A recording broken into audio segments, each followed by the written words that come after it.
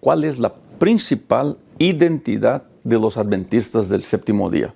¿Sabría contestar esa pregunta? Bueno, en este estudio vamos a hablar sobre eso y te garantizo, te va a sorprender la respuesta. Comencemos el estudio a partir de ahora.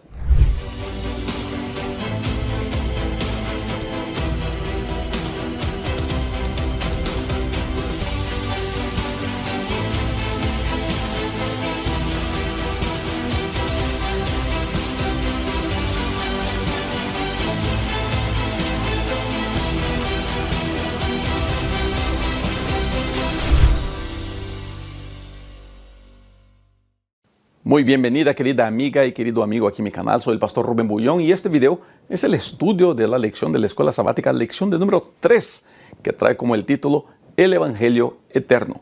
Y comenzamos, como siempre, con el verso para memorizar. Entonces vi otro ángel que volaba por el cielo con el Evangelio Eterno, para predicarlo a los que habitan en la tierra, a toda nación y tribu, lengua y pueblo. Apocalipsis capítulo 14, el verso 16. Como todos ustedes saben, yo soy pastor aquí en Estados Unidos, vivo en Estados Unidos. Y entre las comunidades hispanas, yo trabajo mayormente con comunidades hispanas aquí en Estados Unidos, hay una situación muy interesante, que es lo que llamamos de segunda o tercera generación de hispanos. Son hispanos que nacieron aquí en Estados Unidos o que llegaron muy pequeñitos y que no hablan bien el español. Crecieron en este país, crecieron hablando el idioma de este país, no se sienten parte de la cultura de sus padres que vinieron como inmigrantes a este país, no sienten que son hispanos, peruanos, brasileños, mexicanos, del país que sea, pero tampoco son americanos. Viven como que en un limbo, en un espacio cultural. Aquí la cultura de los americanos, allá la cultura de los morenos, acá la cultura de los hispanos, y aquí está este grupo, pues nuevos hispanos, segunda generación, hay un sinfín de términos sociológicos para ese grupo. El punto es que es un grupo que está buscando, aún en nuestros días, desarrollar una identidad. ¿Quiénes son? Al fin, en filosofía es la gran pregunta, ¿no? ¿Quién eres? ¿Quién soy yo? Tener una identidad es muy importante. Es la identidad que nos da rumbo. Es la identidad que nos da propósito. De ahí la importancia que Jesús y Dios le dan a ponerle nombre a su pueblo y a darle identidad a su pueblo. En la lección de esta semana vamos a entrar a los detalles de la identidad adventista del séptimo día. Ojo, la identidad de los adventistas no es el sábado. Aunque el sábado es el sello de Dios, es mandamiento, es válido, es importante, no es la identidad del adventista del séptimo día. Aunque somos conocidos por los que nos conocen como los que no hacen nada el día sábado, o que guardan el sábado, o que no trabajan el sábado. La identidad del adventista es la venida de Cristo, el anuncio de la venida de Cristo. Y el autor de la lección, el pastor Mark Finley, pone de una manera interesante que me llamó la atención cuando comencé a estudiar. Él dice que Apocalipsis 14 muestra mucho de la identidad del adventismo. ¿Por qué? Porque aunque el mensaje principal del adventismo es la venida de Cristo, la identidad del adventismo está directamente conectada a su misión. Y Apocalipsis 14 presenta la misión del adventismo. Voy a hablar mucho esta semana sobre datos y sobre informaciones muy pertinentes a la iglesia adventista, iglesia de la cual soy miembro y sirvo y defiendo. El adventismo tiene una característica muy especial, no voy a decir única, pero muy especial en relación a su misión y al cumplimiento de su misión y al alcance de su misión, cosas que veremos en el estudio de esta semana. Así que el estudio de esta semana es uno de esos estudios muy importantes que usted, querido hermano, querida hermana, querido joven adventista del séptimo día, necesita entender. Porque nos va a aclarar mucho en relación a nuestra identidad, al mismo tiempo nos va a aclarar mucho en relación a lo que no somos, que por veces es predicado como nuestra identidad. Así que apriétese bien el cinturón de seguridad, porque el estudio de esta semana que comienza ahora es un estudio sumamente especial.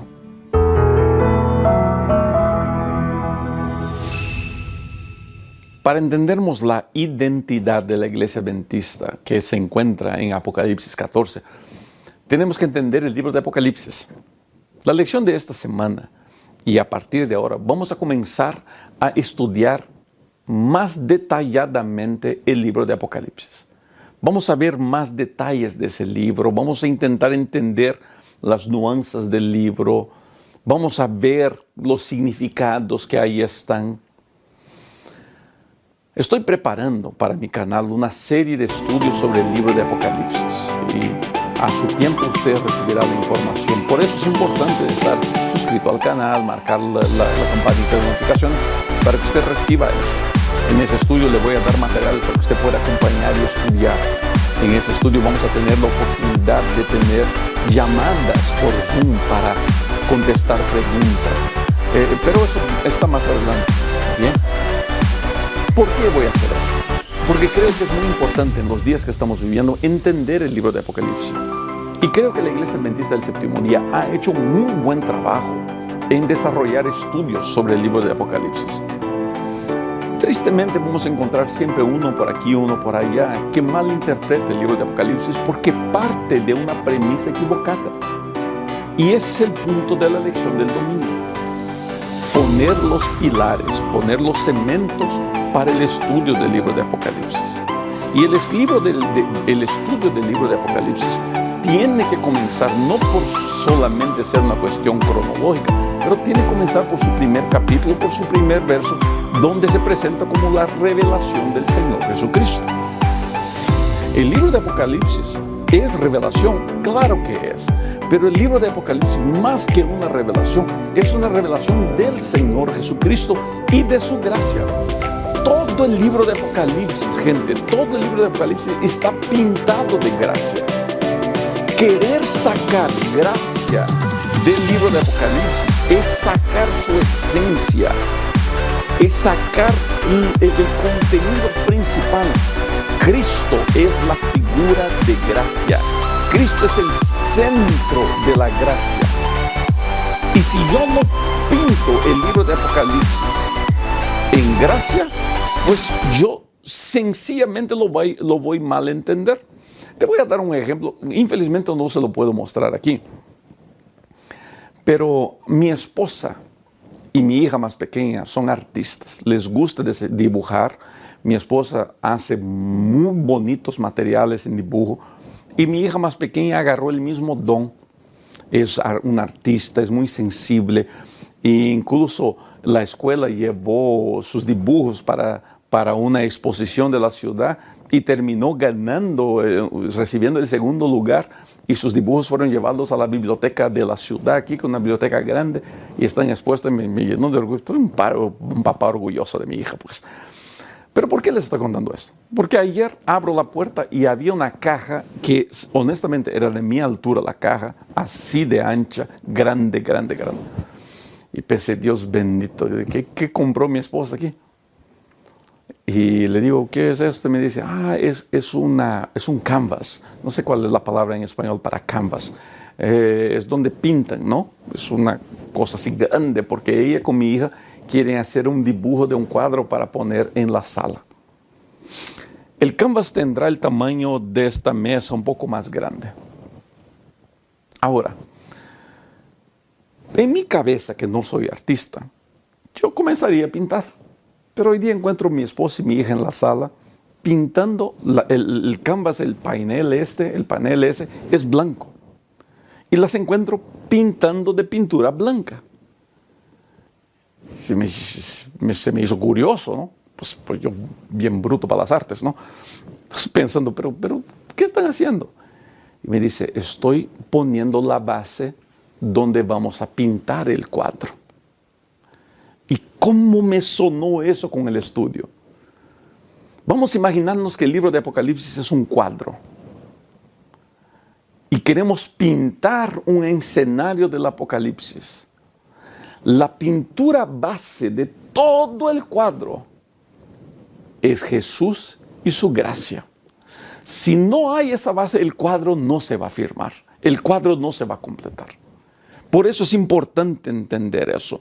Y gracia, una vez más, revelación de Cristo, revelación de gracia, nos va a mandar una vez más a la muerte del Señor Jesucristo y a todo lo que Cristo estuvo dispuesto para hacer por mí.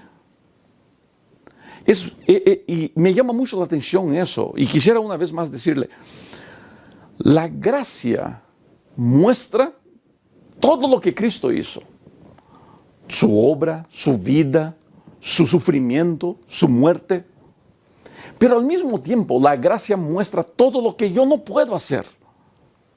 Sí, pórtate bien. Sé lo mejor que puedes ser, mejor esposo, mejor esposa. Vive de la mejor manera posible.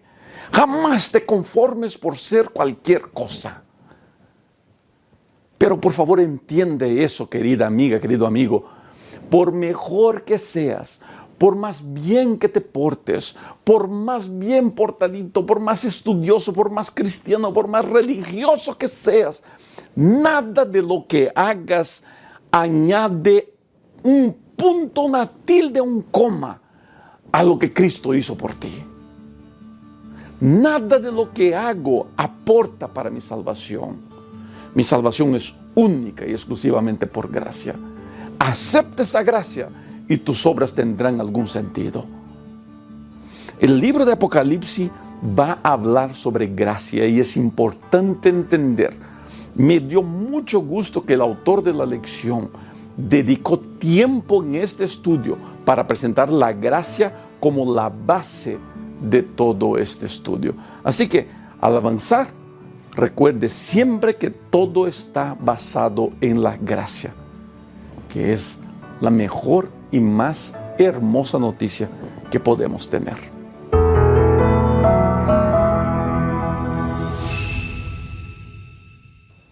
Yo recibo muchos mensajes en mis medios sociales, ¿no?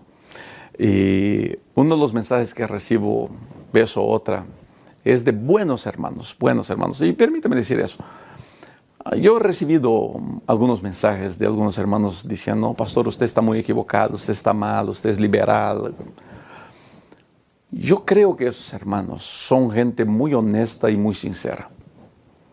Son esos hermanos que llegan temprano a la iglesia para abrir la iglesia, para preparar las cosas. Son gente dedicada, muy dedicada a la obra de Dios.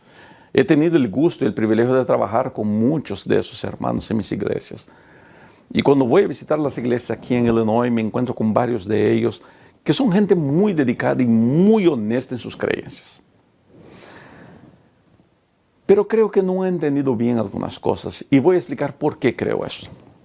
Sus mensajes son así: pastor, usted predica mucho sobre la gracia, usted es un liberal, usted es un pastor que no cuida mucho las normas. Y después de decirme todas estas cosas, dicen así: usted, pastor, debería predicar el evangelio eterno. Recibo algunos mensajes de gente diciendo así: pastor, ¿cuándo va a predicar el evangelio eterno? Pastor, hable del evangelio eterno. Para de predicar de gracia barata y hable del evangelio eterno. Está bien. Cuando alguien me dice eso, me lleva a entender que, uno, no entiende lo que es gracia. Dos, no entiende lo que es el evangelio. Tres, no sabe qué quiere decir el evangelio eterno, por qué se usa esa expresión. Y cuatro, no ha entendido el libro de Apocalipsis. Por eso esta lección para mí está siendo muy importante y la manera como el pastor Mark Finley la está poniendo para mí me está siendo muy buena y les confieso que me sorprendiendo positivamente. La expresión evangelio eterno que encontramos en Apocalipsis 14 no es un nuevo evangelio, no es un evangelio diferente. En el día de domingo hablamos sobre el evangelio, es La obra de Cristo por salvar al ser humano, la muerte de Cristo pagando el precio por el ser humano. Eso es evangelio. Evangelio es Dios perdonando, es Cristo perdonando al ser humano, es pagando el precio por la salvación del ser humano. Eso es evangelio. No es gracia barata.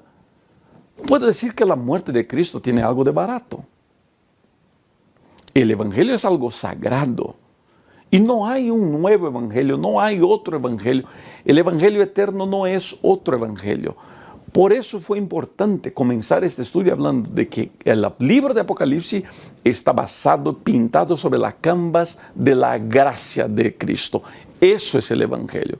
Ahora, ¿por qué el evangelio trae el nombre de evangelio eterno? ¿Estará hablando de otro evangelio? ¿Estará hablando de alguna otra cosa? Muy bien. La lección trae algunos textos bíblicos. No voy a leer todos estos textos, pero todos estos textos están queriendo mostrar una y misma cosa. El evangelio no es algo que fue dibujado porque a Dios se le agarró de sorpresa. El plan de la salvación se estableció desde antes de la creación del mundo. Es un evangelio que viene desde mucho tiempo antes. No es una novedad, no es una reacción, no que a Dios le agarraron sorpresa y dijeron, ay Dios bendito, me agarraron sorpresa, ¿ahora qué voy a hacer? Tengo que crear un plan de salvación. No. Dios siempre supo de la posibilidad de que el ser humano cayera y el plan estaba dibujado desde la fundación del mundo. Es un evangelio eterno, pero es el mismo evangelio. No entender eso es peligroso. ¿Por qué? Porque no entender qué es el evangelio eterno puede llevarme a malas interpretaciones.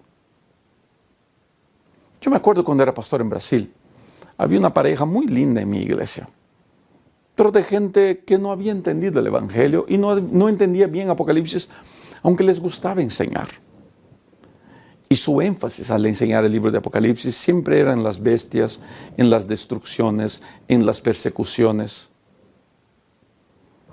Y una vez me senté a hablar con ellos y me decían, no, pastor, usted siga predicando lo que usted predica, nosotros predicamos el evangelio eterno. Claramente no. Cuando yo no entiendo qué quiere decir evangelio eterno, yo comienzo a usar el libro de Apocalipsis para atacar a los que piensan diferente de mí, para atacar a una iglesia de hermanos diferentes de la mía, para atacar a las costumbres que yo no estoy de acuerdo o la manera de pensar que no son mi manera de pensar. Gente, la mala interpretación de la Biblia ha llevado gente a cometer atrocidades, a hacer cosas feas.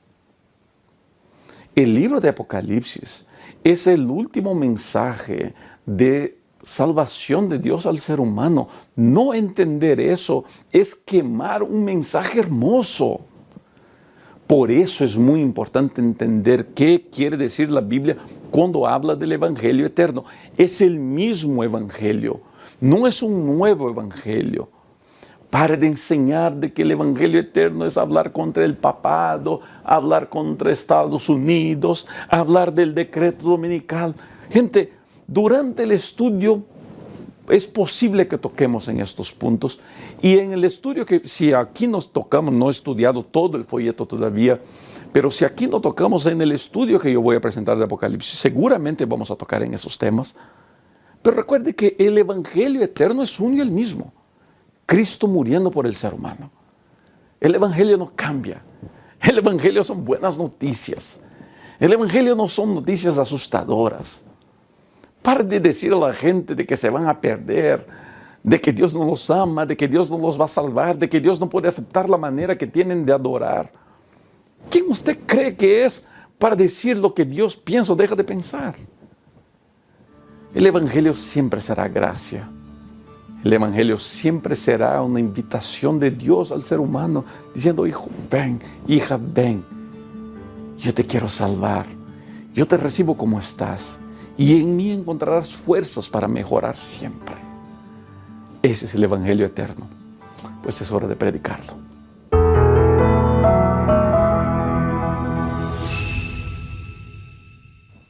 al mismo tiempo que el Evangelio mira hacia atrás.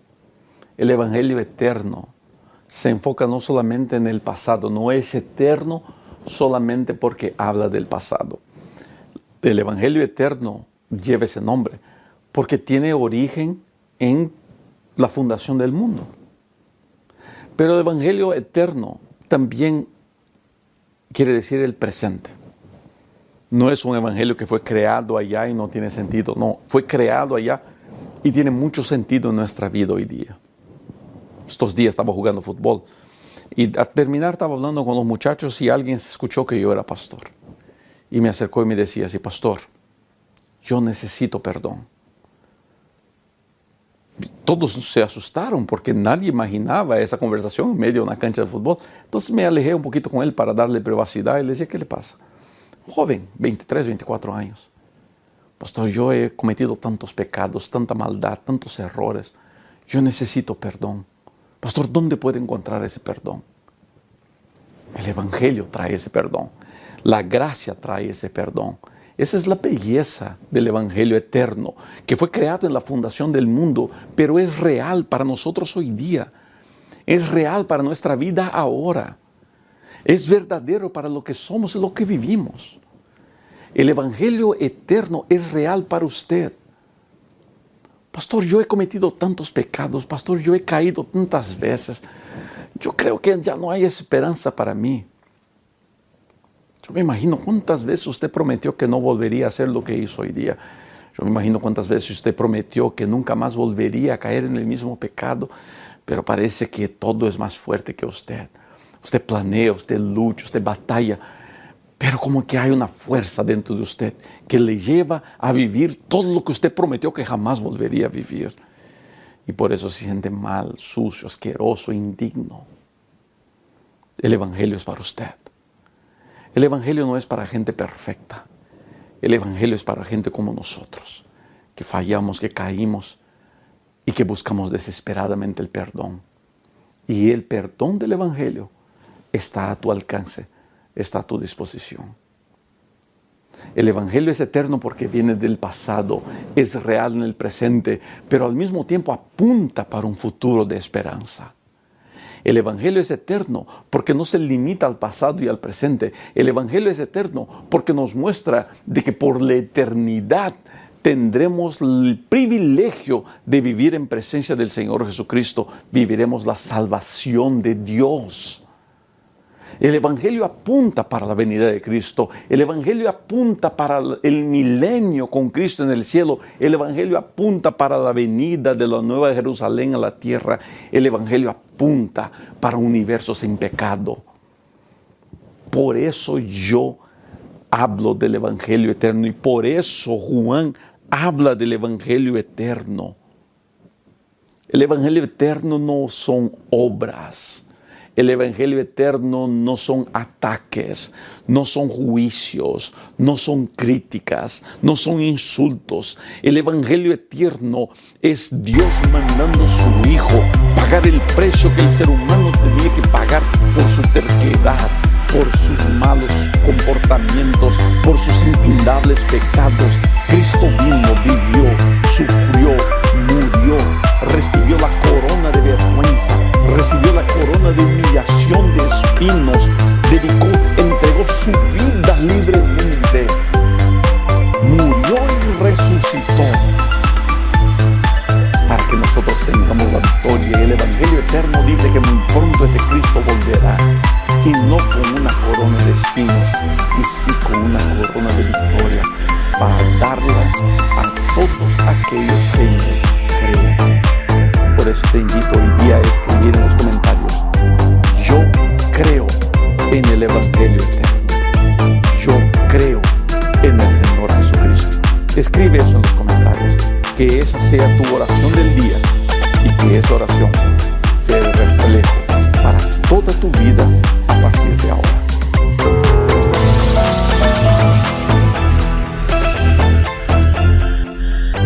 Para entendernos bien la identidad de la Iglesia Adventista, que fue el tema que comencé hablando al comienzo, tenemos que ahora entender su misión. Hablamos en estos primeros días sobre el Evangelio eterno, sobre la gracia y sobre la figura maravillosa del Señor Jesucristo. Y es aquí creo que muchos cometemos un error.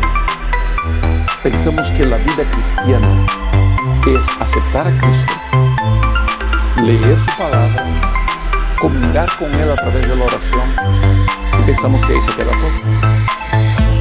Me arriesgo a decir que la vida cristiana de mucha gente es sin sabor y sin sentido, porque les falta un punto muy importante. Y el punto muy importante que falta es la misión. La identidad de la Iglesia Adventista no son sus doctrinas, es su misión. Cuando la misión es mi identidad, es más práctico cumplirla. Me encanta la figura de Juan el Bautista cuando le preguntan, ¿eres el Mesías? No. ¿Eres Elías? No. ¿Eres el profeta que debería venir? No. Entonces, ¿quién eres? Le preguntan los fariseos. Y él dice, soy aquel que anuncia de la venida del Mesías. O sea, su identidad era su misión. Y una de las cosas bonitas de la Iglesia Adventista del Séptimo Día es cuando tenemos claro eso, que nuestra identidad es nuestra misión. Por eso digo que la identidad de la Iglesia Adventista no es el sábado ni el régimen alimentario, por bueno que esas cosas sean. La identidad de la Iglesia Adventista no es la música que se toca. ¿Se da cuenta de eso? La identidad de la Iglesia Adventista está directamente conectada a su misión. Y Apocalipsis 14 no habla solamente del Evangelio, habla de la misión.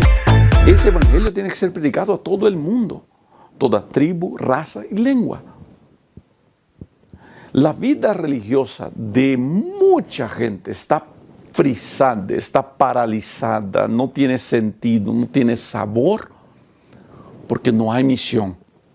Somos buenos en leer la Biblia, somos buenos en orar, somos buenos en vigilias, somos buenos en libros, pero como que nos falta un poquito de misión. Pero cuando hay misión, hay vida. En la lección del día miércoles dice, id por todo el mundo. Cuando Cristo subió al cielo, la última cosa que le dijo a sus discípulos no fue, guarden el sábado, vayan a la iglesia, no coman carne de cerdo, no tomen alcohol, no escuchen música de mariachi. No fue nada de eso que Cristo les dijo, aunque todo eso tiene su lugar. ¿Qué fue lo que Cristo dijo? Vayan por todo el mundo, prediquen el Evangelio, cumplan con la misión. La misión no es de la iglesia, aunque es de la identidad de la iglesia la misión, y la iglesia tiene su misión. La identidad de todos nosotros, porque todos nosotros somos la iglesia. La iglesia adventista no es el edificio que está en la avenida Comandante Espinar o está aquí en la Plainfield Road. La iglesia adventista no es el edificio de la L2 Sur en Brasilia o mismo lo que está allá en Maryland. No, la iglesia adventista es usted y yo, somos nosotros. Y si no hay misión en nosotros, no hay propósito, no hay identidad. Decir que soy adventista porque guardo el sábado y no como carne de cerdo es malentender qué es el adventismo.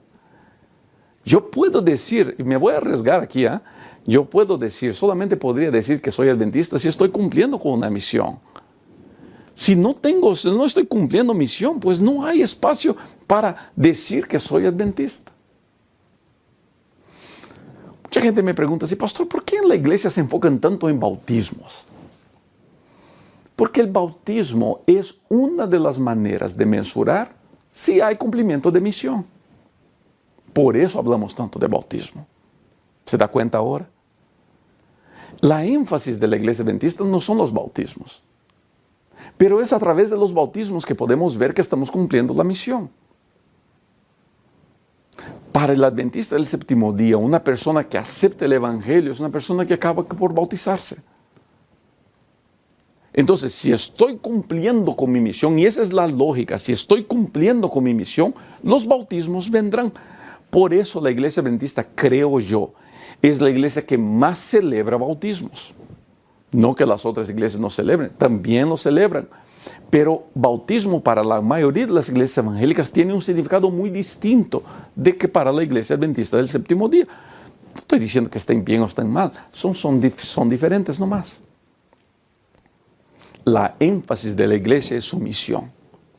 Y es muy importante entender, gente, que sin misión no hay vida cristiana. Voy a repetir, sin misión no hay vida cristiana. Si usted está viviendo su vida cristiana y no está haciendo nada por Cristo, la vida cristiana suya está sin sentido y tarde o temprano o dejará de existir o se tornará una vida de fanatismo. La gente que es tibia en la fe, como nos gusta decir, tibia en la fe, es tibia en la fe porque le falta misión.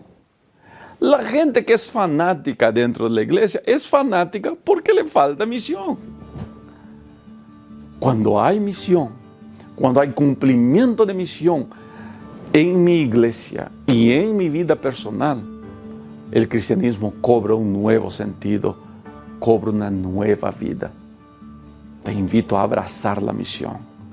Te invito a buscar cumplir la misión que Dios te ha dado. Escribe en los comentarios como tu oración hoy día: Señor, úsame para cumplir con la misión. Señor, úsame para cumplir con la misión. Escribe eso en los comentarios y que esa sea tu oración del día.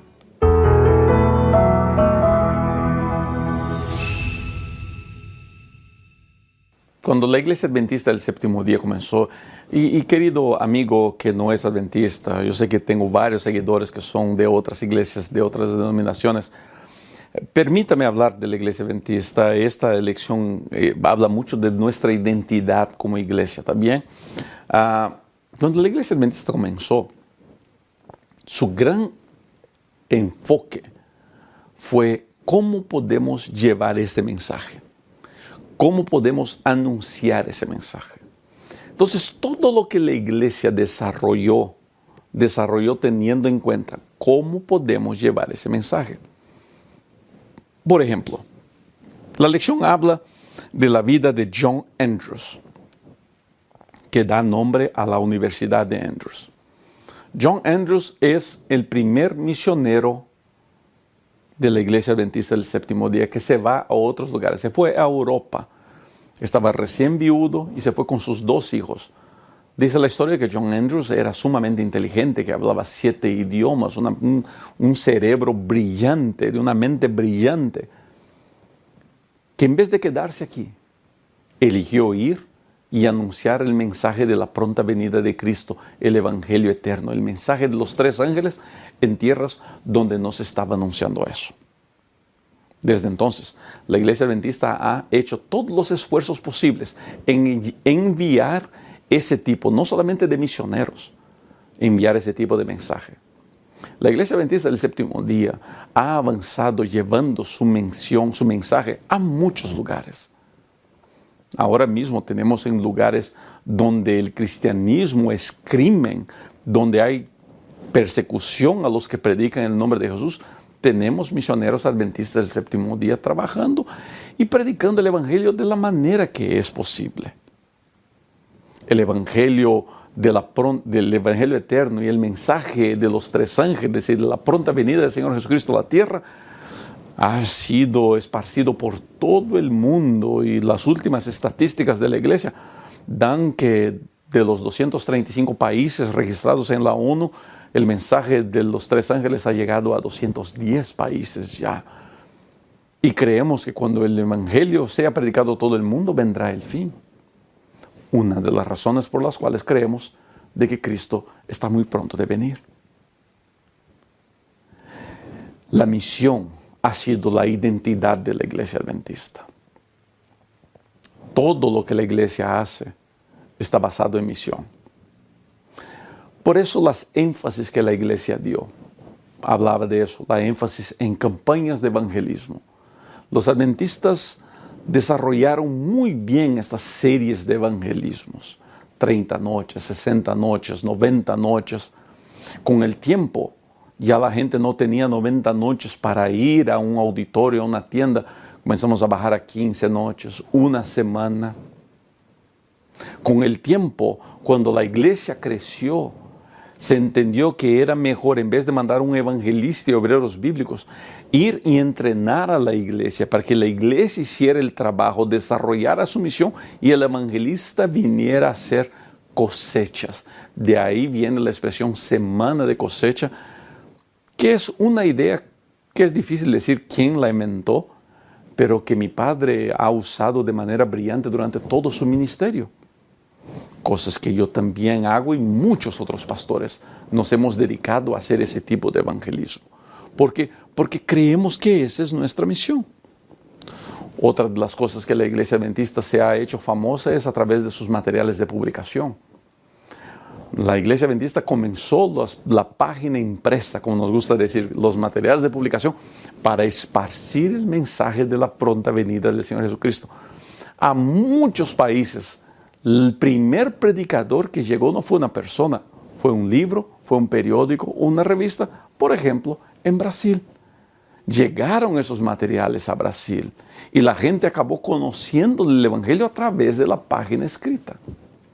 Hoy día, la Iglesia Adventista cuenta con miles y miles de publicadoras alrededor del mundo compartiendo esperanzas. Yo mismo este año tengo el privilegio de ser el autor del libro de evangelismo para la división norteamericana y espero que usted ya haya conseguido ese libro y ya haya repartido. Ese libro es para ser repartido. ¿Por qué? Porque creemos que tenemos que llevar el Evangelio de muchas maneras. Hoy día, la gran herramienta que todas las iglesias usan, así también la Iglesia Adventista, son los medios sociales. Usamos los medios sociales para anunciar el mensaje de la pronta venida del Señor Jesucristo. Esta es nuestra misión, por eso es nuestra identidad. Vuelvo y repito, ¿cuál es la identidad del adventista del séptimo día? Es el cumplimiento de su misión. Si tu identidad, mi querido hermano y mi querida hermana, no es el cumplimiento de la misión, pastor, yo cumplo la misión aquí guardando la iglesia. No, guardando la iglesia no se cumple misión. La misión no es la iglesia. La misión no se cumple adentro de 4 paredes. La misión se cumple de las puertas de la iglesia hacia afuera. La identidad del adventista es el cumplimiento de la misión. Y me arriesgo a añadir más, la identidad del cristiano es el cumplimiento de la misión. Y ahí te pregunto, ¿usted está cumpliendo con su misión? ¿Cuál fue la última persona que usted trajo a Cristo? No estoy diciendo a la iglesia. ¿Cuál fue la última vez que usted predicó el evangelio a alguien? Que habló de Cristo a alguien. Que se sentó con la mujer en el pozo para sacar agua. ¿Cuál fue la última vez que usted llevó un sediento a la fuente de agua viva? ¿Cuándo fue que usted llevó un hambriento al pan de vida? ¿Se da cuenta? No es solamente la misión de la iglesia. Es la identidad de la iglesia la misión, pero debería ser nuestra identidad también. Ojalá, querida amiga y querido amigo, tengamos capacidad de entender eso y poner eso en práctica. El estudio de los 3 mensajes angélicos no es un estudio para sentarnos en casa con palomita de maíz a ver qué profecía vamos a estudiar. No, es un estudio para animarnos en el cumplimiento de la misión, en la predicación del evangelio, en el anuncio de que Cristo muy pronto vendrá.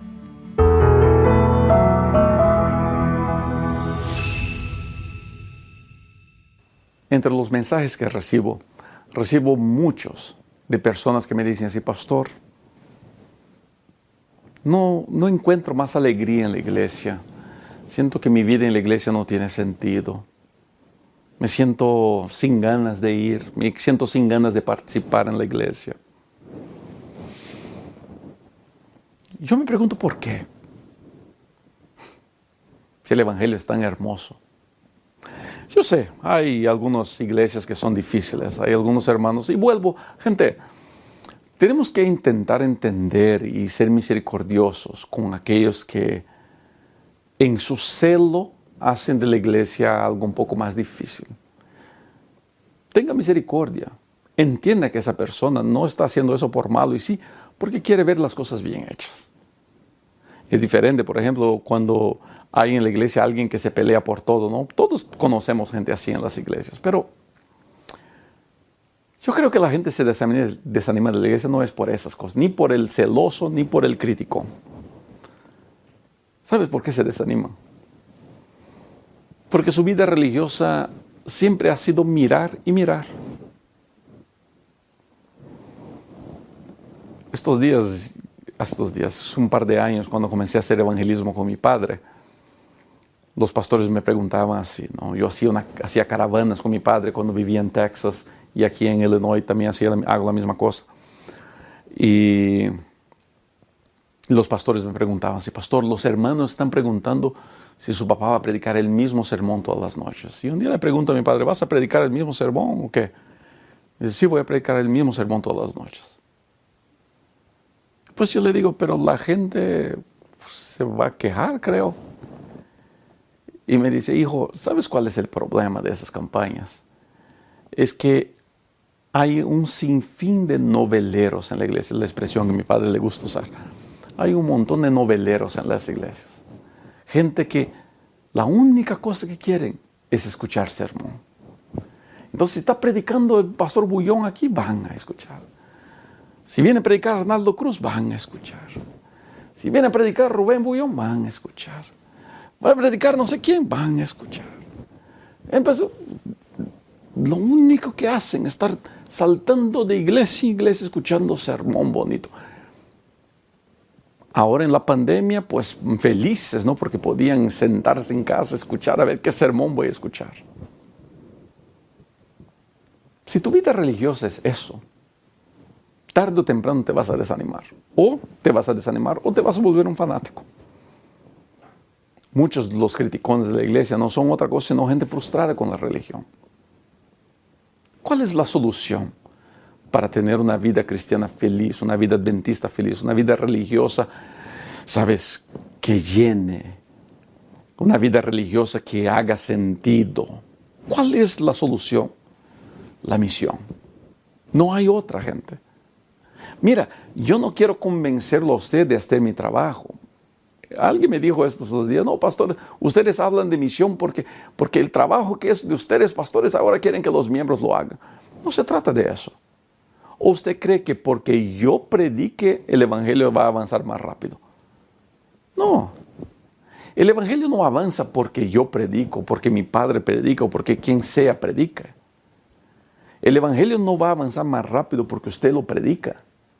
El evangelio avanza porque Cristo y el Espíritu trabajan para que avance. Dios no me está pidiendo predicar porque me necesita, no. Dios me está pidiendo cumplir la misión porque es la única manera de que mi vida religiosa tenga sentido. ¿Por qué tu vida está vacía y sin sabor? ¿Por qué tu vida no tiene sentido? ¿Por qué tu religión es vacía? ¿Por qué no tienes ganas de ir a la iglesia? Porque la misión no se está cumpliendo. Cumple con tu misión. Dedica tiempo a la predicación del evangelio, a anunciar que Cristo muy pronto vendrá, y te garantizo, verás una transformación en tu vida religiosa. Gracias, queridas amigas, queridos amigos, por haber llegado hasta aquí. Que Dios los bendiga de manera muy especial. Es siempre un gusto poder compartir estos videos con usted. Espero que la mano poderosa de Dios los guarde y los cuide siempre. Nos vemos muy pronto para los próximos videos.